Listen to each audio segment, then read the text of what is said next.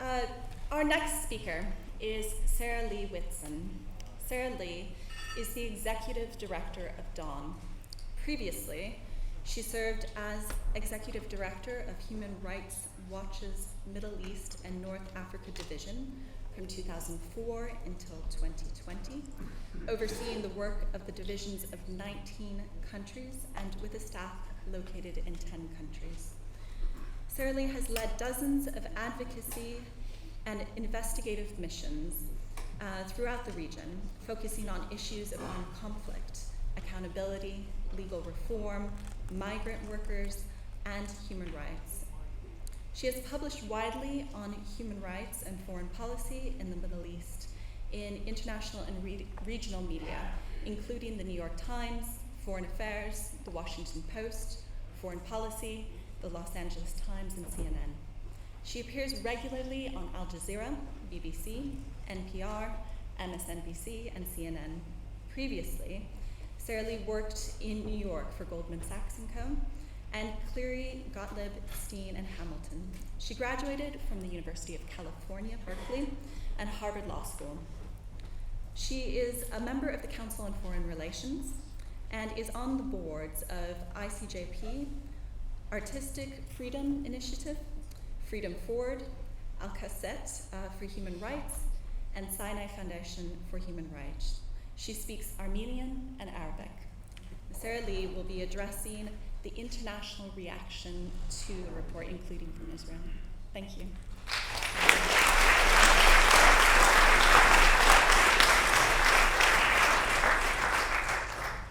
If I can get this to fit here.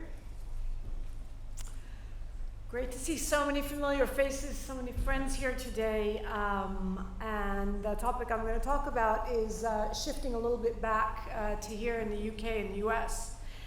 As we've heard today, there's a growing consensus by human rights organizations and the broader public that Israel is committing the crimes of apartheid and persecution. This recognition takes place in the context of declining public support for Israel, particularly in the United States, as the public has access to unfiltered coverage of relentless Israeli abuses. While the facts, the law, and public opinion are converging on what should lead to global action to end Israeli apartheid and war crimes, there's an active campaign by the Israeli government and its supporters, most notably here in the United Kingdom and the United States, to delegitimize, silence, and punish efforts to hold Israel accountable for its crimes in ways that threatens the freedoms we have in our own countries, particularly freedom of speech. Israel is now exporting its authoritarian tactics of repression to our own countries, seeking to punish those who speak critically about Israel and seek to hold it accountable.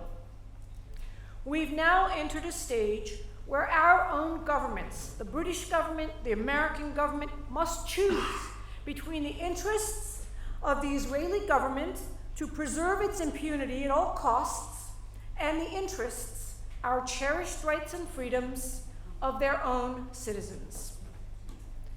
Since the growing determinations by leading international Palestinian and Israeli organizations that Israel is committing the crimes of apartheid, dozens of countries have formalized their positions about Israeli apartheid.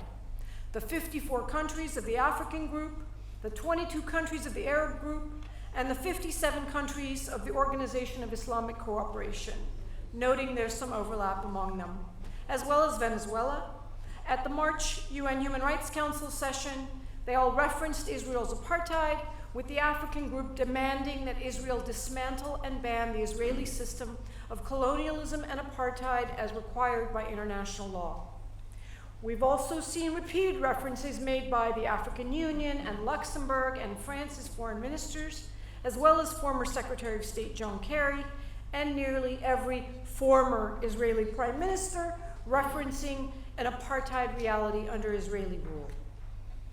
Even Israel's staunchest supporters in the US and the UK have been tepid in their defense of the apartheid designation. It's not our assessment, said the State Department. We're waiting for a court ruling. The growing apartheid conclusion has emerged in the context of a significant shift in both public and elite foreign policy opinion in their understanding of the situation on the ground.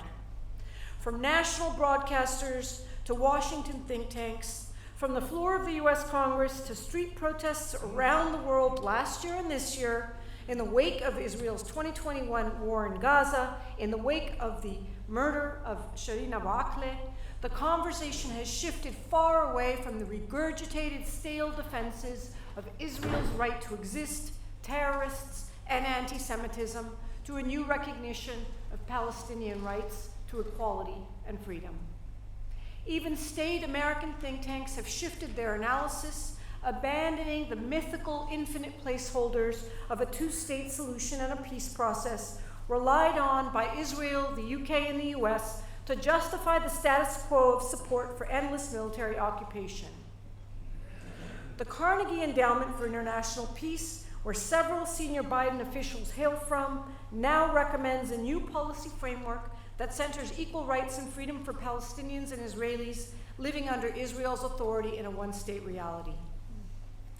On the face of it, the growing call for equality, non-discrimination, and human rights should be uncontroversial, as their basic global values. Who can oppose equal rights? But such a call is tantamount to an intellectual earthquake in the context of Israel, which is legally and politically predicated on Jewish ethno-national supremacy and Palestinian expulsion. A call for equal rights and all that entails: equal voting rights, equal political participation, equal national rights for Jews and Christians and Muslim Palestinians alike. The shift to a focus on equality for Palestinians has even seeped into US government statements, such as Secretary of State Blinken's now repeated pronouncement that Israelis and Palestinians should enjoy equal measures of freedom, security, prosperity, and democracy. The most important reason for this shift has been the ability of Palestinians to document, report, and explain their daily lives under subjugation and military occupation to a broader global audience. They have leapfrogged using social media over traditional media gatekeepers that would otherwise routinely depict them as a singular terrorist entity. The increased diversification of the foreign policy establishment within the British and American governments, think tanks, academia, and journalism to at last include not just people of color generally, but Muslims and Arabs in particular, has been another factor in this evolution. The Israeli government and its defenders here in the United Kingdom, but especially in the US, have fallen back on their regular playbook to deflect from the ugly reality with a strategy that amounts primarily to shooting the messenger by smearing them as anti-Semites in order to intimidate and silence them. That's why the Israeli government has spent, and will continue to spend, hundreds of millions of dollars over the past decade to defeat speech critical of Israel here in the UK and the US and around the world. Labeling Human Rights Watch and Amnesty International as biased and anti-Semitic has been the tried and tested knee-jerk approach. Labeling Al-Haq as terrorist has been another old goodie. A joint statement by the American groups that claim to be pro-Israel, including AIPAC, accused Amnesty of seeking to demonize and delegitimize the Jewish and democratic state of Israel. But what's new and different is that this silencing strategy is now relying on vastly expanded legal tools to silence speech, tools that pretty clearly can and will be used to punish speech like ours, here, now, talking about Israeli apartheid and advocating for action. This includes the anti-boycott, divestment, and sanction laws in at least 30 American states, as well as emerging efforts in the UK that seek to punish those in our countries who advocate for accountability for Israel. In the UK, to date, the legislation is limited to a ban on public service pensions from divesting in companies if their decisions are not in line with government foreign policy. But it's hard to see how divestment to protest settlements, which the UK has condemned as illegal, would be contrary to UK policy. Note that Special Rapporteur Link has called on UK local pension funds to divest their $4.4 billion in investments in Israeli companies that contribute to abusive Palestinians. Unfortunately for the Israeli government, which has worked lockstep with pro-Israel groups to pass these laws, in many cases secretly funding them, the anti-BDS laws have faced freedom of speech challenges in appellate courts that have struck down enforcement of these laws. In Germany and France as well, efforts to pass anti-BDS laws have faced successful free speech challenges in court. That's why Israel's strategy will increasingly focus on expanding official adoption of the International Holocaust Remembrance Alliance's definition of anti-Semitism, and then to push for its enforcement of the law on the same basis as hate crimes. The definition's examples of anti-Semitic speech would include a legal conclusion that Israel is committing the crime of apartheid. Example 11 from the definition cites as anti-Semitic speech denying the Jewish people their right to self-determination, by example, by claiming that the existence of a state of Israel is a racist endeavor. So, if one argues that Israeli government policies since the state's inception to carry out the crime of apartheid are a racist endeavor, we can expect efforts to enforce the IHRA definition against the speaker as anti-Semitic. But the UK government formally adopted this working definition of anti-Semitism, but did not include the definition's annexes, which include these problematic examples. The Conservative and Labour parties, however, have adopted the examples, including example 11, in toto. We can expect that there will be expanded efforts to widen adoption and push for enforcement in local legislatures and civil society organizations. The definition has been adopted by some British universities and local councils and applied or threatened as a ban on public meetings. So, Israeli Apartheid Week at various universities, and a proposal to refuse the BDS a meeting place by Barnet Council Hall. It's also readily been used to launch formal investigations of professors at several universities deemed to be too critical of Israel's policies. It will be used to sanction and fire those deemed to breach the definition, and it will be used to cut off funding of institutions that are deemed to breach the definition. The Trump administration tried, as its term ended, to issue a resolution condemning Human Rights Watch, Amnesty International, and Oxfam, among others, as anti-Semitic organizations, and urging other governments not to support them, but ran out of time to pursue the effort.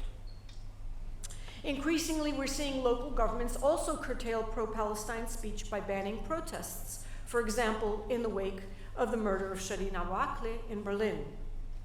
Corporate social media and communication companies like Meta, Facebook, Instagram, Twitter, and Zoom have jumped aboard, banning posts or even entire accounts that shared posts promoting Palestinian rights as anti-Semitic. The chilling effect is quite clear. Even if courts reject enforcement as an infringement on speech, the aim is to impose costs and notoriety via investigations and lawsuits.